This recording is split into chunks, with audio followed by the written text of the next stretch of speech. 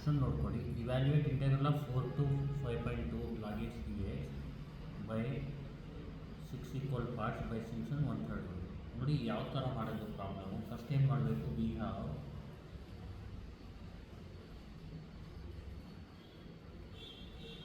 Solution ಯಾವ ಥರ ಮಾಡೋದು ನೋಡಿ. ಇದನ್ನ ಎ ಅಂತ ಓದ್ಕೊಳ್ಳಿ. ಎ ಎಷ್ಟು, ಇದು ಕೆಳಗಡೆ ಇರೋದು 4, ಬಿ ಎಷ್ಟು 5.2,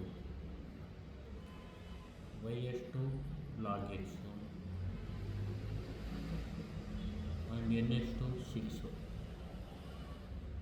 ಈಗ ಇಲ್ಲಿ ಬರೆದಾದ್ಮೇಲೆ ಹೆಚ್ನ ಫೈಂಡ್ ಮಾಡ್ಕೋಬೇಕು. H is equal to B minus A by N. B ಎಷ್ಟು 5.2 ಮೈನಸ್ ಎ ಎಷ್ಟು 4 ಡಿವೈಡ್ ಬೈ ಎನ್ ಎಷ್ಟು 6. ಕ್ಯಾಲ್ಸಿಲ್ ಟೈಪ್ ಮಾಡ್ಕೊಳ್ಳಿ. ನೋಡಿ ಫಸ್ಟು ಕ್ಯಾಲ್ಸಿನ ಕ್ಲಿಯರ್ ಮಾಡ್ಕೊಳ್ಳಿ. ಶಿಫ್ಟು 9 3 ಈಕ್ವಲ್ ಕ್ಯಾಲ್ಸಿಲ್ ಟೈಪ್ ಮಾಡಿ. 5.2 ಮೈನಸ್ 4 ಡಿವೈಡೆಡ್ ಬೈ 6. ಈಗ ಇದೇನಾಗುತ್ತೆ, ಈಕ್ವಲ್ ಹೊಡೀರಿ, ಎಷ್ಟು ಬರುತ್ತೆ 0.2. ಇಲ್ಲಿ 0.2. ಈಗ ನೆಕ್ಸ್ಟೇನು ಮಾಡಬೇಕಂದ್ರೆ ಇಲ್ಲಿ ಟೇಬಲ್ ಮಾಡ್ಕೊಳ್ಳೋದು. ಗೊತ್ತಾಗ್ತಿದೆಯಲ್ವ ಟೇಬಲ್ ಮಾಡೋದು ಯಾವ ಥರ ನೋಡ್ಕೊಳ್ಳಿ.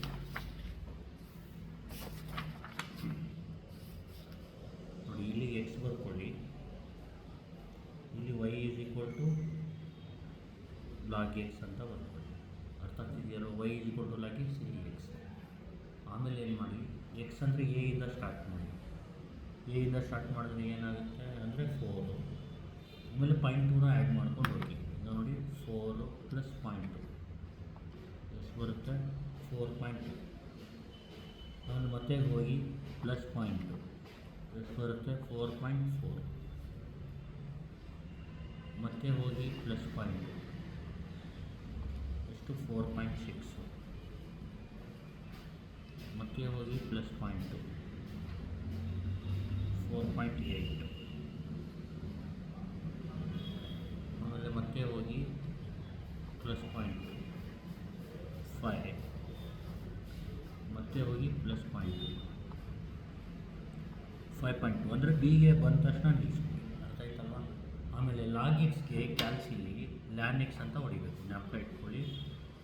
ರಫರ್ ಇಲ್ಲಿ ಬರೀತೀನಿ. ಲಾಗ್ ಎಕ್ಸ್ ಅಂದರೆ ಕ್ಯಾಲ್ಸಿಲಿ ಯಾವ ಥರ ಹೊಡಿಬೇಕು, ಲ್ಯಾನ್ ಎಕ್ಸ್ ಫಾರ್ ಕ್ಯಾಲ್ಸಿ. ಇದು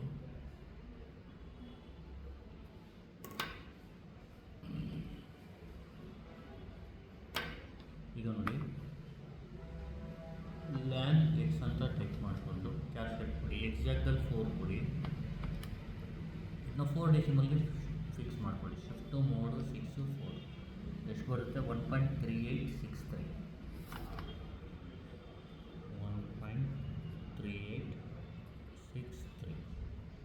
ಆಮೇಲೆ ಕ್ಯಾಲ್ಕುಲೇಟ್ ಕೊಟ್ಟು ಎಕ್ಸಾಕ್ಟಲ್ಲಿ 4.2 ಕೊಡಿ. 1.4351. 1.4351. ಆಮೇಲೆ ಈಕ್ವಲ್ ಕೊಟ್ಟು ಎಕ್ಸಾಕ್ಟಲ್ಲಿ 4.4 ಕೊಡಿ. 1.4816. 1.4816. ಆಮೇಲೆ ಕ್ಯಾಲ್ಕುಲೇಟ್ ಕೊಟ್ಟು 4.6 ಕೊಡಿ. 1.5261. ನೆಕ್ಸ್ಟು ಕ್ಯಾಲ್ಕುಲೇಟ್ ಕೊಟ್ಟು 4.8 ಕೊಡಿ. 1.5686.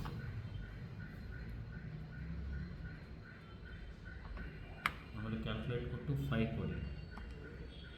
1.6094.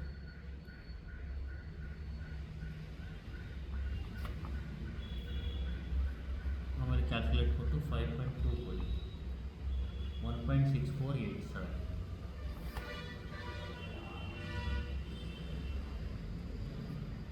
ಈಗ ನೋಡಿ ಇದು ಬರೆದಾದ್ಮೇಲೆ ಏನು ಮಾಡಿ, ಇದನ್ನ ಡಿನೋಟ್ ಮಾಡ್ಕೊಳ್ಳಿ. ಇದನ್ನ y0 ಅಂತ ಬರ್ಕೊಳ್ಳಿ, ಇದನ್ನ y1 ಅಂತ ಬರ್ಕೊಳ್ಳಿ, ಇದನ್ನ y2 ಅಂತ ಬರ್ಕೊಳ್ಳಿ, ಇದನ್ನ y3 ಅಂತ ಬರ್ಕೊಳ್ಳಿ, ಇದನ್ನ y4 ಅಂತ ಬರ್ಕೊಳ್ಳಿ, ಇದನ್ನ y5, ಇದನ್ನ y6. ಇದನ್ನು ಎಕ್ಸ್ಟೆಂಡ್ ಮಾಡಬೇಕಂದ್ರೆ ಇದಾದಮೇಲೆ Simpson 1/3 rule for n is equal to 6 is given by ಅಂತ ಬರ್ತದೆ. ಏನಂತ ಬರೀತೀರಾ, ಸಿಂಪ್ಸನ್ಸ್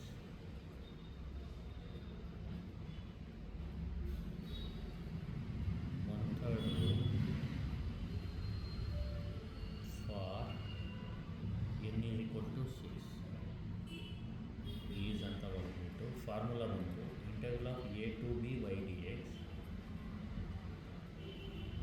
ಇದು h/3 ಬರ್ಕೊಳ್ಳಿ. ಇದು ಫಾರ್ಮುಲಾ ನೆನಪಿಟ್ಟು first term plus last term. ಇಲ್ಲಿ ಫಸ್ಟ್ ಟರ್ಮ್ ಯಾವುದು y0, ಲಾಸ್ಟ್ ಟರ್ಮ್ ಯಾವುದು y6. First plus last y0 plus y6 plus 4 times y odd ಅಂದರೆ y1 y ಸಫಿಕ್ಸಲ್ಲಿ ಆಡ್ ಇರೋದು. ಇದು y1 y3 y5 y1 plus y3 plus y5 plus next ಏನು ಮಾಡಬೇಕಂದ್ರೆ ನೀವು 2 times remaining ಏನಿದೆ ನೋಡಿ, ಫಸ್ಟು ಲಾಸ್ಟ್ ಆಯಿತು, y ಆಡ್ ಆಯಿತು, ಯಾವುದಾದ್ರು ಇದು ಆಯಿತು. ರಿಮೈನಿಂಗ್ y2 ಮತ್ತು y2 ಪ್ಲಸ್ y4 ಅಂತ ಬರ್ಕೋಬೇಕು. ಗೊತ್ತಾಗ್ತಿದೆಯಲ್ವಾ? ಇಲ್ಲಿ ಒಂದು ಫಾರ್ಮುಲಾ ಜ್ಞಾಪಕ ಇಟ್ಕೊಳ್ಳಿ ನೀವು.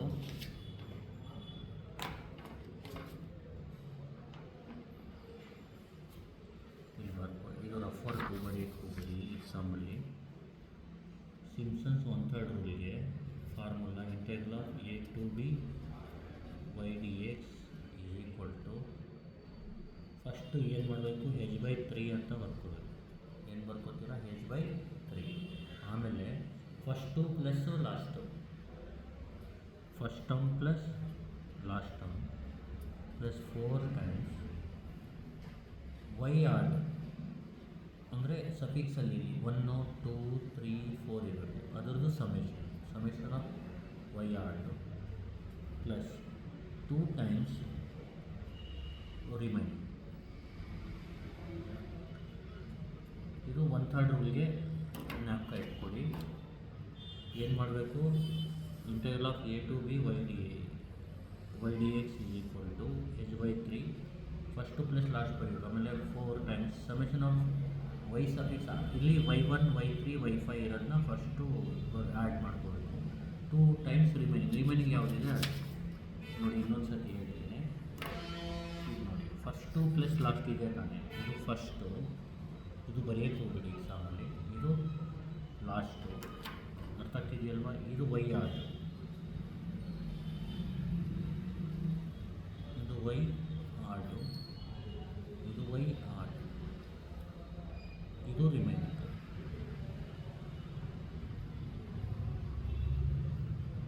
ಇದು ರಿಮೈನಿಂಗ್. ನೀವೇನು ಮಾಡಬೇಕು, ಫಸ್ಟು ಪ್ಲಸ್ ಲಾಸ್ಟು, ಇದು ಎಕ್ಸಾಮಲ್ಲಿ ಇದನ್ನ ಬರೆಯೋಕ್ಕೆ ಹೋಗ್ಬೇಡಿ. ಗೊತ್ತಾಗ್ತಿದೆಯಲ್ವ? ಇದನ್ನ ನಿಮ್ಮ ರಫ್ ವರ್ಕು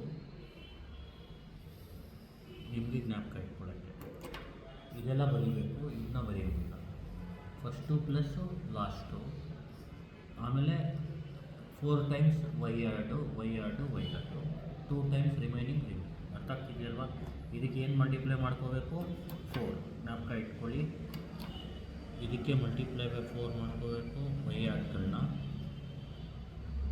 ರಿಮೈನಿಂಗ್ನ ಮಲ್ಟಿಪ್ಲೈ ಬೈ 2 ಮಾಡ್ಕೋ. ಅರ್ಥ ಆಗ್ತಿದೆಯಲ್ವಾ? ಇದು ಜ್ಞಾಪಕ ಇಟ್ಟು ಅರ್ಥ ಆಯ್ತಲ್ವಾ? ಫಸ್ಟು ಪ್ಲಸ್ ಲಾಸ್ಟು, ಇದು 4 ಟೈಮ್ಸ್ y ಆಡು, 2 ಟೈಮ್ಸ್ ರಿಮೈನಿಂಗ್. ಅರ್ಥ ಆಯ್ತಲ್ವಾ? ಇದು ಫಾರ್ಮುಲಾ ಜ್ಞಾಪಕ ಇಟ್ಕೊಳ್ಳಿ.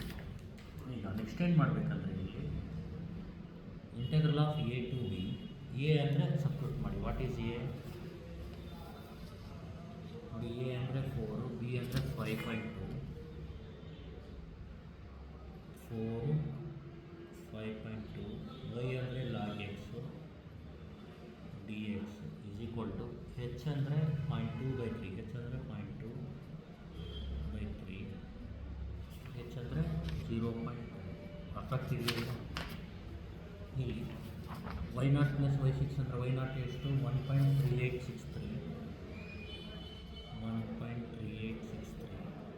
ಪ್ಲಸ್ y6 ಅಂದರೆ 1.6487 ಪ್ಲಸ್ 4 ಟೈಮ್ಸ್ y ಆಡ್ ಅಂದರೆ 1.4351 y1 ಅಂದರೆ ಪ್ಲಸ್ y3 ಅಂದರೆ 1.5261 ಪ್ಲಸ್ y5 ಅಂದರೆ 1.6094 ಪ್ಲಸ್ 2 ಟೈಮ್ಸ್ ರಿಮೈನಿಂಗ್ ಯಾವುದು y2 ಮತ್ತು y4 1.4816 ಪ್ಲಸ್ y4 ಯಾವುದು 1.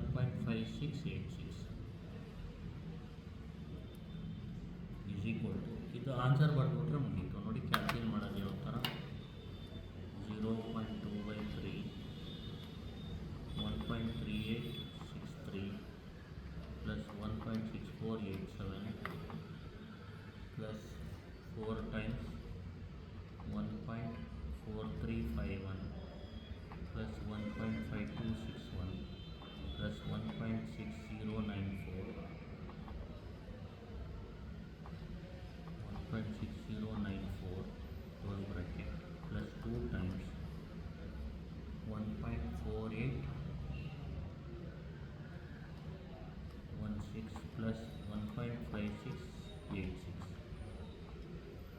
equal ಹೊಡೀರಿ. ಎಷ್ಟು ಬರುತ್ತೆ ಆನ್ಸರ್? 1.827.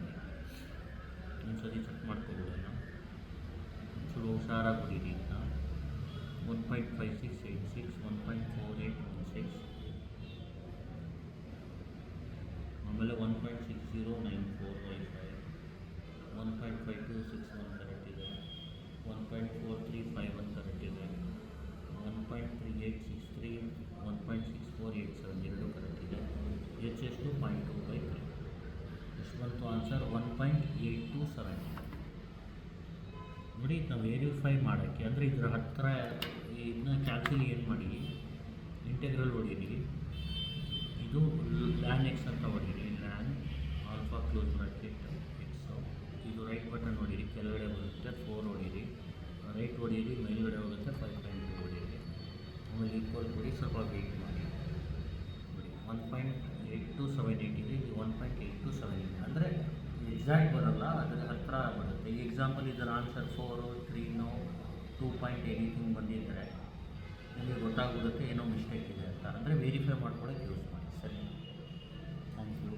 ಇನ್ನೊಂದು ಸತಿ ಹೇಳ್ಕೊಡ್ತೀನಿ ನೋಡಿ. ಫಸ್ಟ್ ಏನು ಮಾಡಬೇಕು, ಈ ಕ್ವಶನ್ಗೆ ಎ ಬರ್ಕೊಳ್ಳಿ 4b 5.2 y log x n 6. h ಅಂದರೆ ಫಾರ್ಮುಲಾ b - a/n 5.2 - 4/6.2 ಆಗುತ್ತೆ. ಆಮೇಲೆ ಎಕ್ಸು ಮತ್ತು ಲಾಗ್ ಎಕ್ಸು ಟೇಬಲ್ ಮಾಡ್ಕೊಳ್ಳಿ. ಎಕ್ಸ್ ವ್ಯಾಲ್ಯೂ ಎ ಇಂದ ಸ್ಟಾರ್ಟ್ ಮಾಡಿ, 4 ಈಗ 0.2 ಜಾಸ್ತಿ ಮಾಡಿಕೊಂಡು 5.2 ಬರುತ್ತೆ. y log x.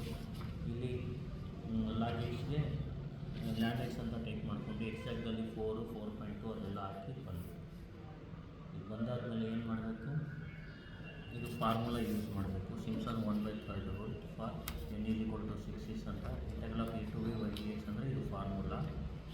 ನೀವು ಎ ಜಾಗದಲ್ಲಿ, ಬಿ ಜಾಗದಲ್ಲಿ, ವೈ ಜಾಗದಲ್ಲಿ ಮತ್ತು y0 y1 y2 y3 y4 y6 substitute ಮಾಡಿದ್ರೆ ಈ ಆನ್ಸರ್ ಬರುತ್ತೆ. ಅದಾಯ್ತಲ್ವ? ಕ್ಯಾಲ್ಕುಲೇಟ್ ನೀಟಾಗಿ ಮಾಡಿ, ಮಿಸ್ಟೇಕ್ ಮಾಡ್ಕೊಳ್ಳಿ. Thank you. Please like, share and